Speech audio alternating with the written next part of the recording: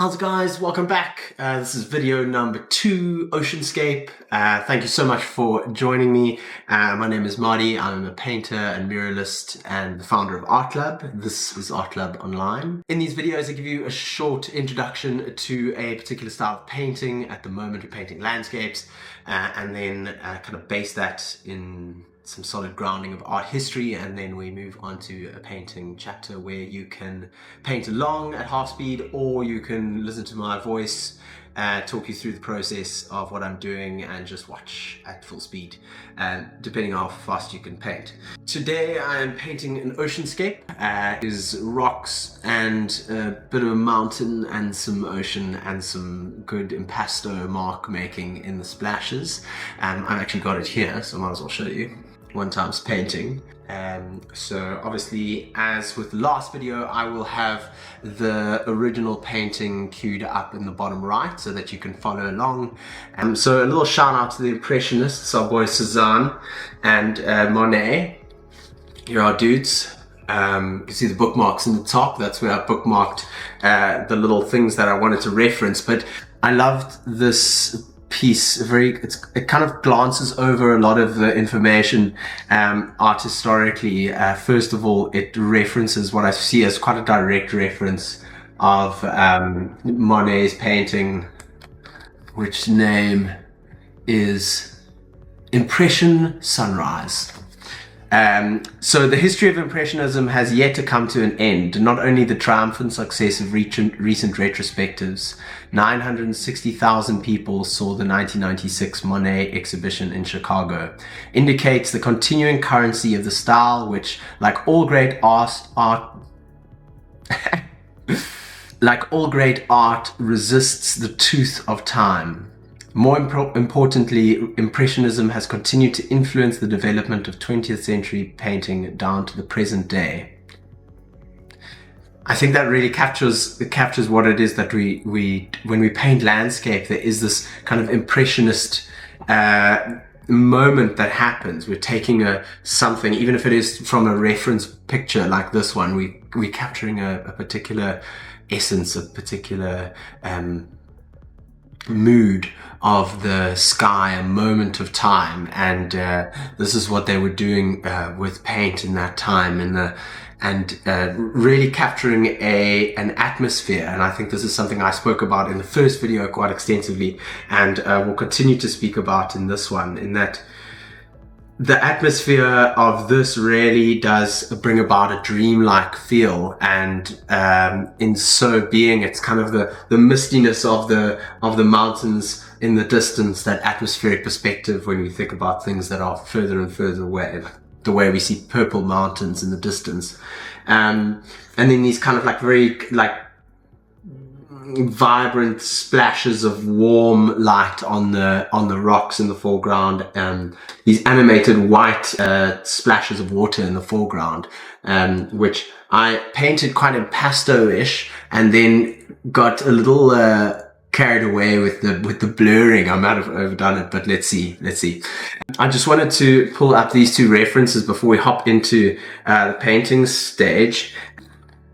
This one, the Bay of Marseille, from Cézanne, I think is a relevant thing. It's the same combination. You've got a foreground, you've got an oceanscape, and you've got a mountainscape with a soft, in this case, warmer sky. But I think it's more the composition of foreground, sky. Let's see if I can do this. Foreground, ocean, and mountain and sky all together. So that one I feel relates. This one is actually housed in the Metropolitan Museum of Art in New York. And the last quick note, I love Monet. Oh my God, he's unreal. He's unreal. But I wanted to just bring your eye to this, which is just the most incredible brushstrokes, and the use of the reflection as a kind of a tool of creating vibrancy in painting. And I just think that that's such an incredible way of creating a conversation between what it is that you're painting and what it is that is reflected in the water. So yeah, have a look at that. Let me see. I'm even looking I'm still getting used to this, so just bear with me. But yeah, excited about this painting. It was really fun to make. I have a deep-seated connection to the ocean, having grown up by it and surfed most of my life. So there's a certain calmness that inherently comes through making paintings about the sea, and something that I want to expand on. I feel like this is only the beginning. So without further ado, let's hop over to painting and follow along. I think I really want to encourage you to really follow along this one. It's going to be really cool. Okay, let's get this show on the road. Seems like I might have got paint on this canvas already. Sweet. Let's do this. And I'm painting a little little rock scene. A rock scene. I'm going to keep it loose, going to keep it vibey. I've got a nice selection of kind of bristly brushes, like harder bristle brushes. I'm absolutely loving this guy. It's still a little bit clumpy from my last painting. And then I'll probably block in some detail with this little chisel. So I think I'll put that one away. Pretty much those three. Yeah, I've got burnt umber. This is an English red, medium yellow, phthalo blue, which I've been loving recently, instead of ultramarine, and then titanium white, vermilion, green. Permanent green and Naples yellow. Okay, cool.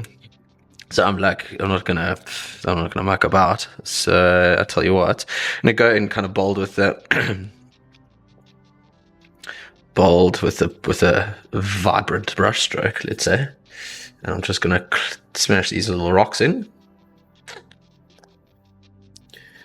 The style of painting is a particular. This is pretty funny, actually. I've got a, this is just literally just a picture I found on the internet. And the wood, I'm actually working on a wood block for the first time in ever. The last one I did of that cute field situation was also a wood block, but I didn't sand it this way I sanded this one. So it's quite smooth, and I'm looking to get kind of those, like, you know, that finish when you almost have a little bit of this kind of thing coming through here. I really like that. So I'm just gonna see if I can bring that through. This area is kind of just blocked in. I'm thinking about maybe doing like I don't know if you've ever found yourself looking at these kinds of paintings, but doing like a pink undertone to blue sky. So I'm gonna do that just pretty much just because I can, actually, really. So let's do that. And then there's a big berg over here, a mountain. If you are not from South Africa and listening to this, I'm South African, so some Afrikaans tends to find its way conveniently or inconveniently into the situation. So yeah, I like to get these block ins. It's more like if you think about it, like sometimes it's direct color, as in the color that I'm painting. So for instance, this mountain is actually kind of a dark blue brown. But sometimes, like with the sky and the ocean currently, maybe a little red. I don't know. I mean, rules? Maybe. Sure. You could say that the warmth of, say, like a brown, which I did in the last painting, kind of comes through and warms the painting, gives it like a harmony across in warmth. Yeah, cool. That sounds good. Sounds good theoretically. In practicality, not too sure. But in theory, yeah. And then as far as my the science of color, you know, your underpainting could very much be a complementary color in the way that, say, for instance, I've got it's a blue ocean, right? So put a yellow in there, and you know, that's all kind of a complementary to. Thanks, Van Gogh, for pointing that one out. So yeah, hope I don't shake the camera too much here. Doing this. But yeah, I'm just gonna see if I can bring through these textures and what's. This is nice. How's it Saturday? Now I'm gonna go ahead and kind of create a chromatic black. Just not actually black, it's just brown and blue combined, creating black. And I'm gonna just block in my rock shapes here, keeping in mind that, as you can see from the original, which I'm hoping in this edit you can actually see, unlike the last ones, that the light, there's a kind of almost 2 to 3 shades in the rocks. One of them is like the light, one of them is the mid, and one of them is the dark, which is something you'd also hear me say a lot of. So most things can be broken down into dark, light, and mid.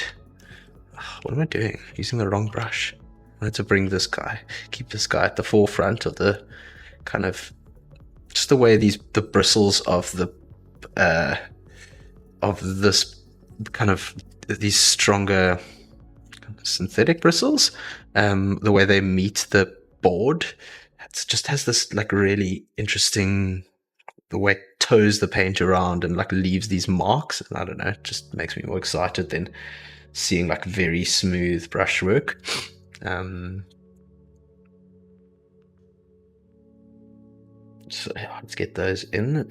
You know, if you're feeling like it's getting all a little bit too tame, we just kind of take our brush. You'll see me doing that quite a lot, just modifying the aesthetic and just keeping it, I don't know, keeping it not too tight, not too considered, you know?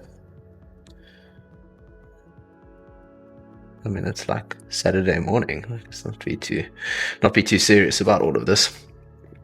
All right, so I'm gonna block this in. Got to get this done before the World Cup game starts. Oh no, wait, that's tomorrow. Oh, bollocks. Okay, never mind then. I don't know. Maybe there's rugby later. Who knows? Let's see if this is dry. No, it's dry enough. Yeah, I don't ever think it, eh? Painting and thinking are like enemies. Somebody might castrate me for saying that, but I do believe that, having spent a lot of time with my students, that they tend to let their thinking get in the way of things, and that's not a vibe. Not a vibe, dude. Not a vibe. Okay. So I'm just blocking in these kind of light tones towards the horizon. Might even just, you know, like bring in a little warmth here for the oaks. There we go. There we go. Here we go.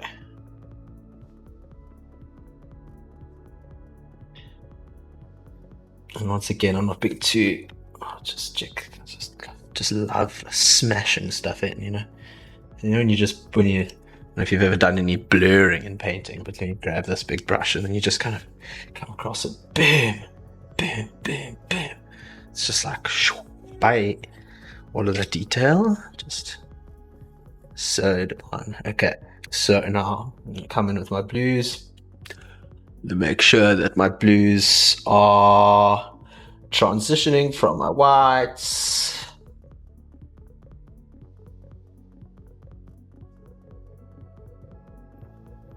Probably should use a bigger brush for this here. I feel like I say that all the time in my class, and sometimes also have to say, just do what I say, not what I do, like my parents used to say to me, you know? Classic. Right. Let's get a nice little blue going there, get fade. Can do the alt horizontal.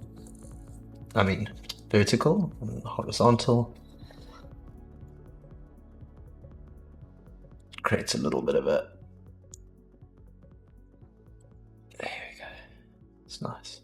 So always remember to breathe when you paint, eh? Not my strong point. I think let's top up this white. Where's the white? Where's the white? Hold on.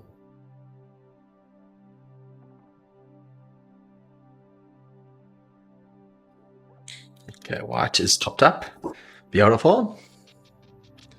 See, now I'm quite a fan of these little gaps. These gaps make me happy. Oh, that's quite white, hey? Wow. Okay, I could blend that in.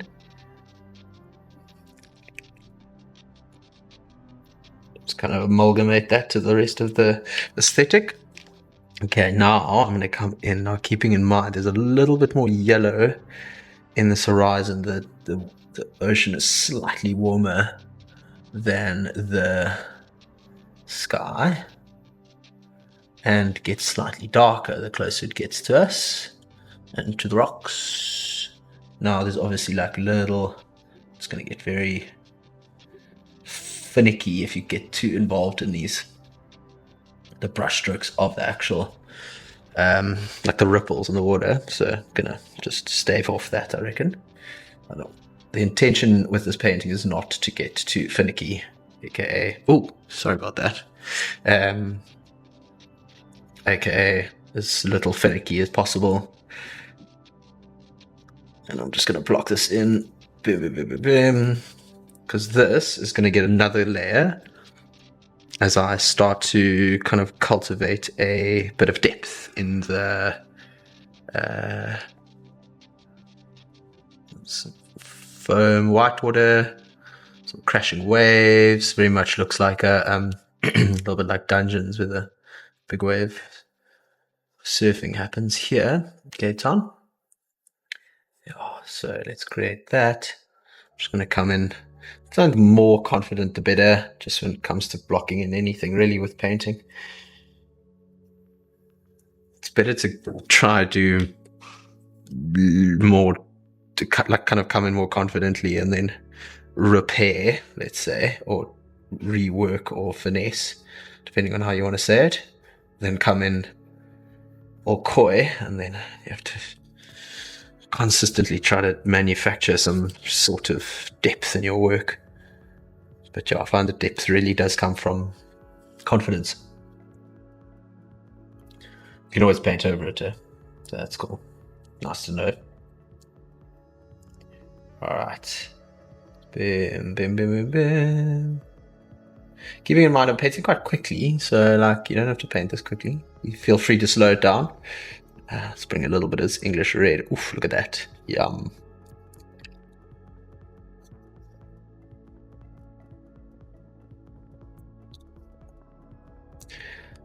No. This is essentially like a orange, I guess, browny orange. And now I'm gonna start blocking the lights. Oof, very desaturated, hey? So let's maybe bring in a little bit more color, get a little bit more personality to these rocks. And go back to my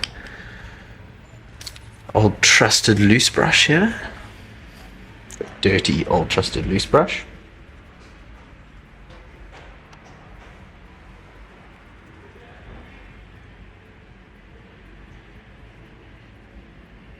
Oh my goodness, that's terrible. Okay, I'll tell you what.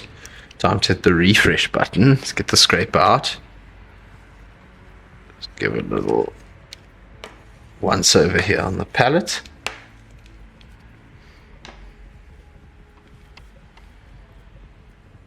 Classic dish towel. We are back in the game here. Okay, so let's see what we can do. I need to clean this brush desperately.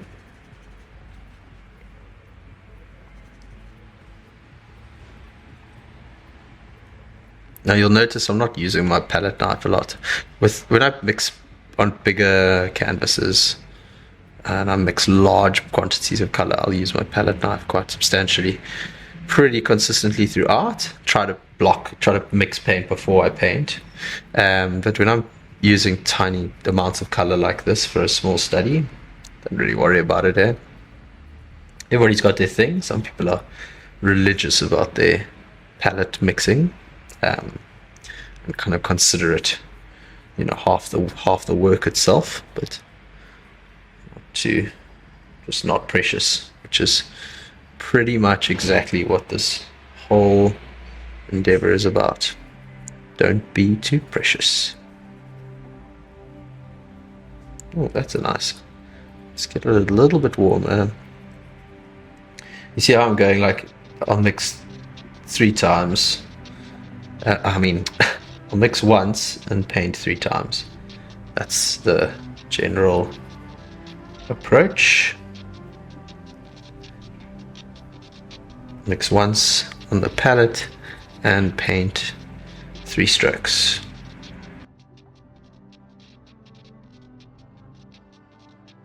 See if we can blend this in a little bit.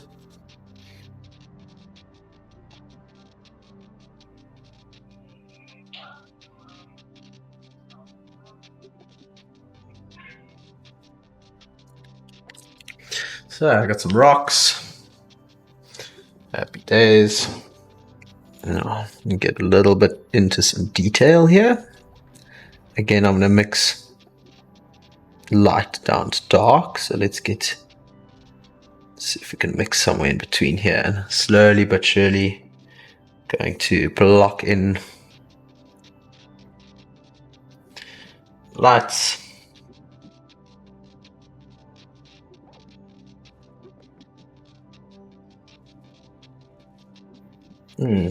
Need another dark rock.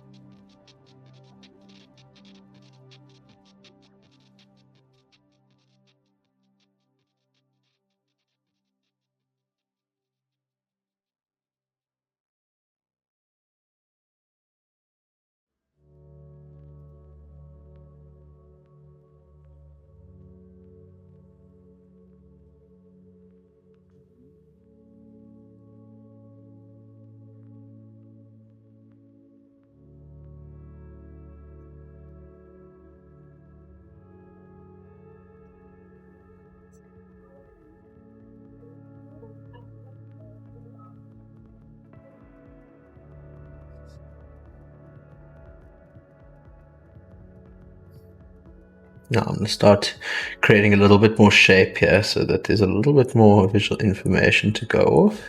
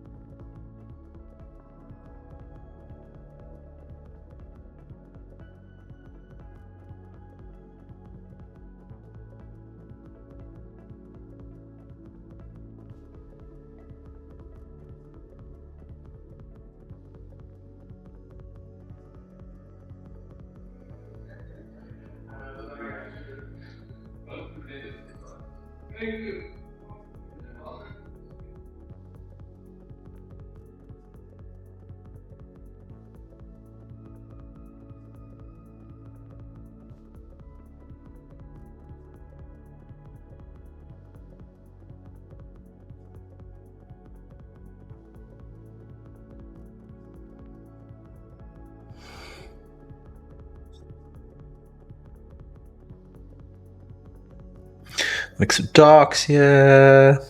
Let's get some blues and mix the blues with the browns for that chromatic black, and then let's take a nice blob of light. Probably should have mixed it the other way around, but that's essentially going to be our mountain right there. So let's get that in, blob it in.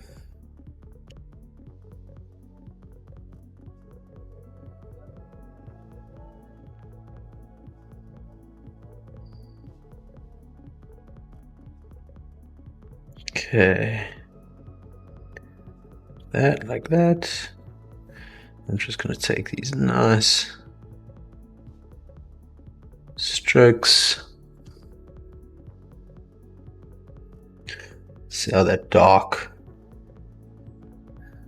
it's maybe not as dark as I'd like. It'd be nice to actually mix some black in, but I'm not going to do it for the sake of this in this process.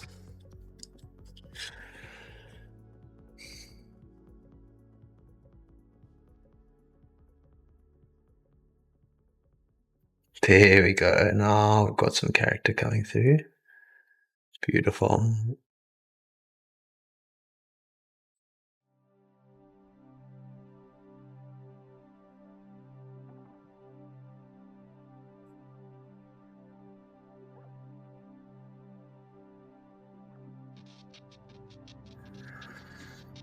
Okay.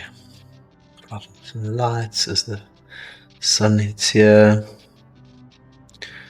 Get it all the way to the edge. Some of those.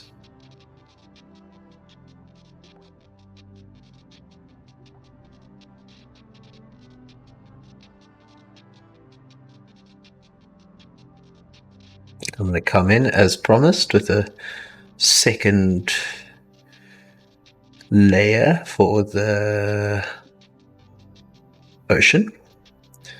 Keep this nice and warm, a little bit of red in there, and I'm gonna just bring this across. I want that the contrast of the horizon line and the sky to be quite obvious to separate them. Get a little more blue in there.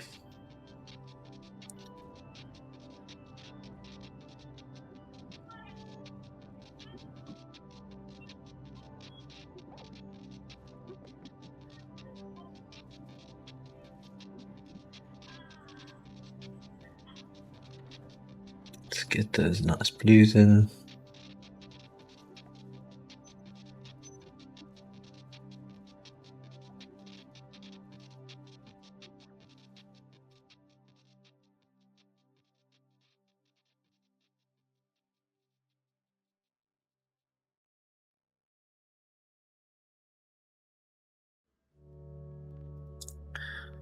Now this is kind of the highlight of the ocean, and then here we're getting a little bit more of the shadow from the mountain, right? So get that in the factor that in. I'm gonna put a nice rock, a nice rock. I haven't really included the white water around here, but I'm gonna do that next. And then the other white water and a couple of these extra rocks just to give some emphasis and some depth.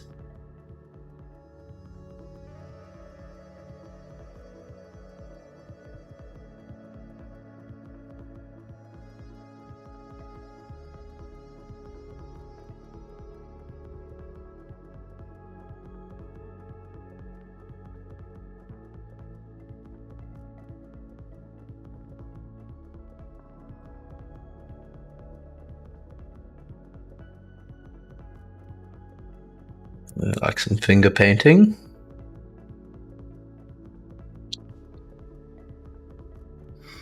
Okay, and there's quite a few of these darker areas here. These dark ripples kind of coming in between the rocks. Let's just include them and we'll get stuck into that white water and then probably call it a day, huh? I reckon. Okay, now, first thing about white water is you need white. And by white, I mean clean white, which, there we go. Let's see. Now, there is actually white water all along here. Hoping this is the right brush for it. Yeah, there we go. There's actually two colors of white water. One is in the shade and one is not. So we'll factor that in.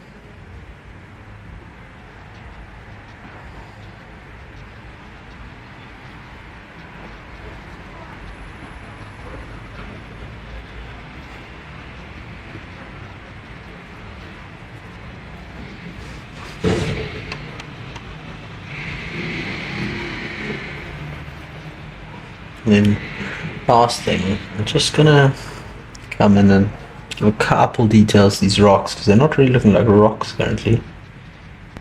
Just need to cast down a shadow side to each of these rocks. It's better, slightly.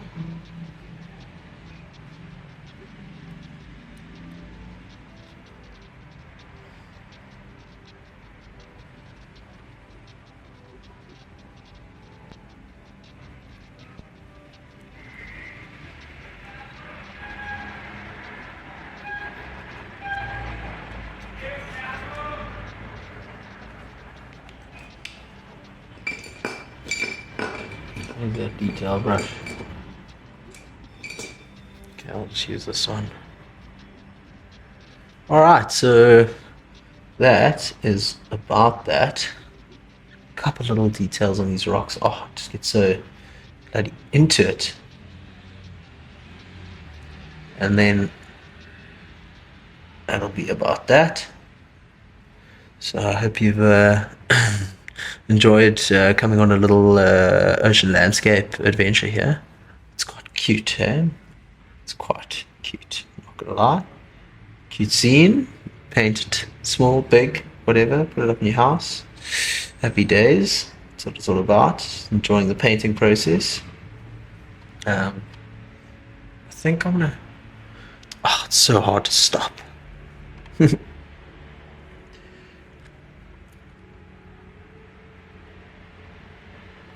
Oh, that's just a little detail we needed, a little bit of, couple of sprays off the back, a little offshore for the tones. Okay.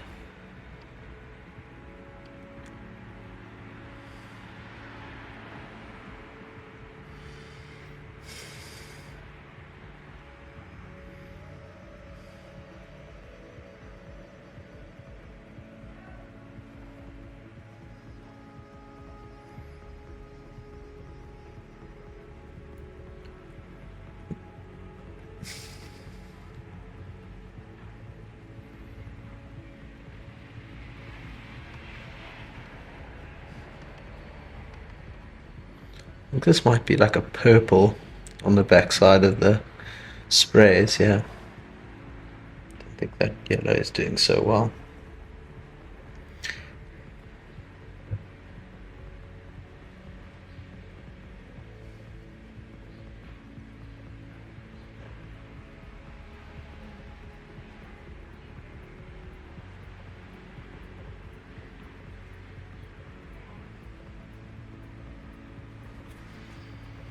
Alright, and I think I'll call that, eh? Pretty happy with that. Rocks are good. Spray looks good. Definitely better with a little bit more purple in this area as the shadow. And yeah. Alright, thanks for coming to that. Hope you've enjoyed. And that is a small rock ocean landscape. Still day. Happy days. See you in the next one. Nice one. Yeah.